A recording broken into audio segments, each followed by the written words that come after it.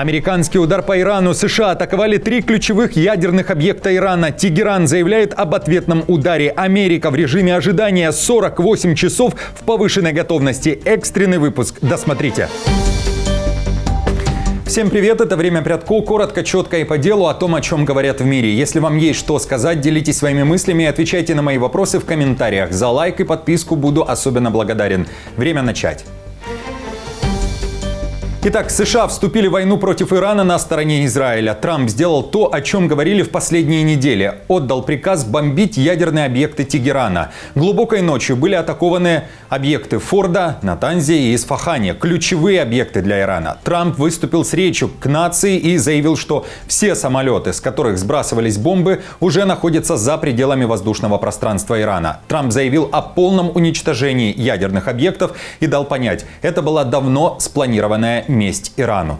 Я могу сообщить миру, что удары были невероятно успешными с военной точки зрения. Ключевые объекты Ирана по обогащению ядерного материала были полностью и окончательно уничтожены.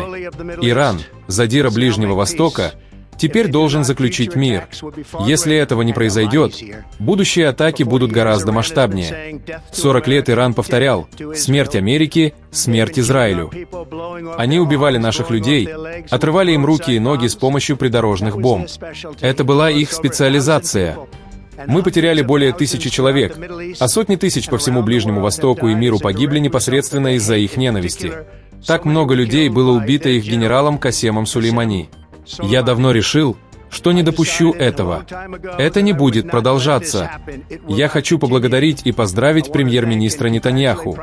Мы работали как команда, возможно, как никакая другая команда до нас, и мы продвинулись далеко в устранении этой ужасной угрозы для Израиля. Я хочу поблагодарить израильскую армию за великолепную работу. Всего через несколько часов после того, как Трамп объявил, что американские силы атаковали 3 основных ядерных объекта Ирана, Иран дал ответный удар. Ракеты полетели на Тель-Авив и Хайфу. Официальные СМИ Ирана заявили, что в последнем залпе по Израилю впервые с начала войны была запущена ракета типа «Хайбер». Эта ракета считается высокоточной, обладает высокой маневренностью по сравнению с другими ракетами той же категории и оснащена боеголовкой, способной выдерживать высокие температуры.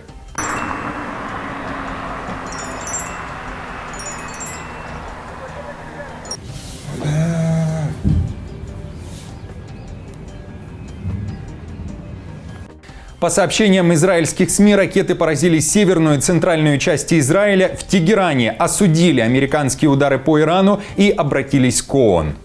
События этого дня возмутительны и будут иметь долгосрочные последствия. Каждый член ООН должен быть встревожен этим чрезвычайно опасным, беззаконным и преступным поведением. В соответствии с уставом ООН и его положениями, позволяющими законный ответ в целях самообороны, Иран оставляет за собой все варианты для защиты своего суверенитета, интересов и народа. Fox News пишет, что США сбросили 6 15-тонных противобункерных бомб для уничтожения ядерного объекта Форда. Кроме того, по ядерным объектам в Натанзе и Исфахане было выпущено 30 ракет «Томагавк». Америка впервые в истории применила в условиях реального боя сверхмощную авиационную бомбу – 13-тонную GBU-57 МОБ, более известную как уничтожитель бункеров. Об этом сообщает The New York Times со ссылкой на свои источники. По данным издания, именно эта гигантская бомба, способная пробивать десятки метров укрепленной породы, вероятно, была сброшена на засекреченный ядерный исследовательский центр Форда, скрытый глубоко внутри горного массива. Удар по объекту, который долго считался практически неприступным, стал настоящим прорывом военной тактики США, пишет мировая пресса. Как рассказал один из американских чиновников, на условиях анонимности миссию выполнили стратегические истребители-невидимки B-2 Spirit, совершившие эпический, почти 37-часовой беспосадочный перелет из базы в Миссури. На протяжении всего маршрута самолеты несколько раз дозаправлялись в воздухе, чтобы доставить разрушительный груз к цели. Премьер Израиля уже поблагодарил Трампа за решительный удар. Таким образом, США с еще большей решимостью и огромной силой продолжили атаки Цахал и Моссада на ядерную программу Ирана. Эта программа угрожала существованию нашей страны, а также ставила под угрозу мир во всем мире. Сразу после завершения операции мне позвонил президент Трамп. Это был очень теплый, очень трогательный разговор. Он поздравил меня, наших военных, наш народ. А я поздравил его, армию США и американский народ. Президент Трамп смело ведет свободный мир. Он великий друг Израиля, друг, равного которому не было. От своего имени, от имени всех граждан Израиля, от имени всего еврейского народа я благодарю его от всего сердца. В МАГАТЭ заявляют, что на данный момент не зафиксировано повышение уровня радиации за пределами объектов, по которым били США, но атаковав ядерные объекты Ирана, президент США Дональд Трамп пошел на очень большой риск, но при этом послал важный сигнал врагам Америки. Об этом пишет британская газета The Telegraph. В материале авторы уточняют, что ударив по Фордо, Натанзе и Исфахану, Трамп продемонстрировал, что он хочет быть тем, кто потопит Иран. При этом другие политологи считают, что после этой атаки США сделали себя законной мишенью для иранского возмездия. Я думаю, что Соединенные Штаты действительно действовали в соответствии с израильской повесткой, направленной не только на разрушение иранских ядерных объектов, но и на провоцирование смены режима. Конечной целью Нетаньяху в отношении Ирана была смена режима. Он ясно дал понять, что не потерпит исламский режим у власти в Иране, считая его экзистенциальной угрозой, и Соединенные Штаты просто следуют этой линии. Иран уже заявляет, удары США их не остановят. Организация по атомной энергии Ирана заявила о твердом намерении продолжить развитие своей ядерной программы, несмотря на массированные атаки, сообщает Тегеран Таймс. В официальном заявлении подчеркивается, что стратегические объекты Фордо, Натанзе и Исфахане утром стали мишенью варварского нападения врагов Ирана.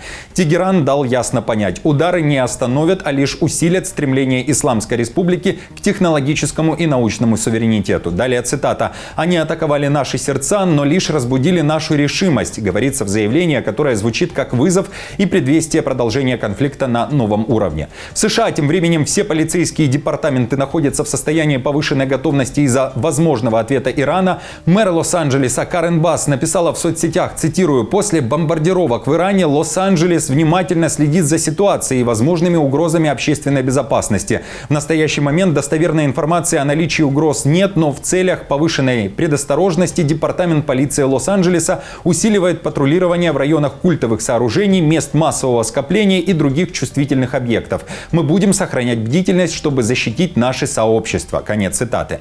NBC News пишет, что администрация Трампа готовится к возможному ответному удару Ирана в ближайшие 48 часов. Неясно, будут ли какие-либо ответные действия направлены на зарубежные или внутренние объекты, или на оба типа, заявили чиновники. Два официальных лица, знакомых с военным планированием, ранее на этой неделе сообщили, что у Ирана уже есть готовые планы по нанесению ударов по американским базам и активам на Ближнем Востоке в случае необходимости, хотя они тогда же предостерегли, что нет признаков немедленного применения этих планов. В ООН уже также выпустили заявление в своем традиционном стиле. Там заявили об обеспокоенности. Гутерриш также заявил, что важно избежать спирали хаоса. Военного решения нет, а единственный путь – это дипломатия. Единственная надежда – это мир. Это была цитата. Я глубоко обеспокоен применением силы Соединенными Штатами против Ирана сегодня. Это опасная эскалация в и без того напряженном регионе и прямая угроза международному миру и безопасности. Растет риск того, что конфликт может быстро выйти из-под контроля, с катастрофическими последствиями для гражданского населения, региона и всего мира. Я призываю государства-члены к деэскалации и соблюдению своих обязательств в рамках Устава ООН и других норм международного права. Тем временем Йемен заявил, что вступит в войну. На официальной странице йеменской армии в сети X говорится о том, что Йемен официально вступит в войну. «Держите свои корабли подальше от наших территориальных вод». Конец цитаты. К этому посту была прикреплена картинка, на которой Нетаньяху держится за галстук Трампа. Премьер-министра Израиля изобразили с могильной плитой, на которой написано «Иран».